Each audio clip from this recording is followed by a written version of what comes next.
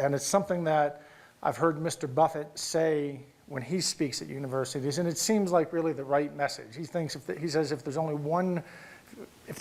time to say one thing, it's a story he likes to tell, a thought experiment. And the thought experiment is, students, think of yourself as, imagine you had a chance to go long, let's say 10% of the success of someone else in your class. And what that means is you get to pick one person in your class, and don't say any names aloud, but you got to pick one person that you know, one classmate, that whatever success they achieve, you get 10% of it given to you automatically. However you define success, be it money, fame, family life, however you define success, you get to pick one person, and then 10% of whatever they achieve, you get for free. Think about who you would pick.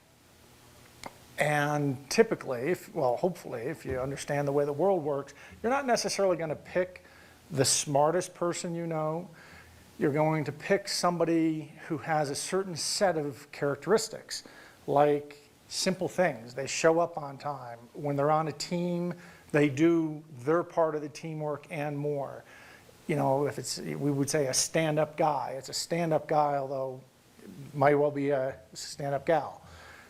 But you'd look for that set of characteristics. If you really understand how the way the world works, that's what you should look for. Now reverse it and say, suppose at the same time you've got to pick one person in your class and you have to give up, you short them. You give up, let's say, 10% of whatever success they're going to achieve.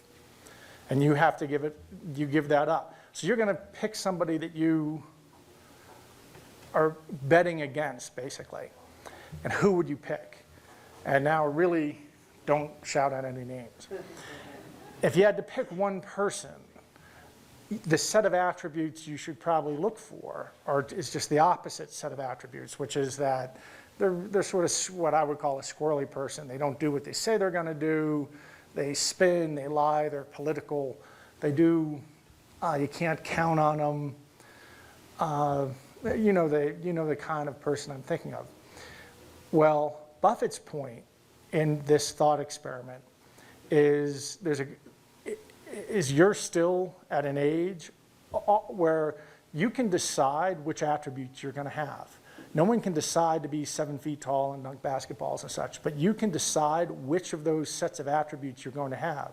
And yet far too many people, even in their 20s, are choosing the set of attributes that you would associate with failure.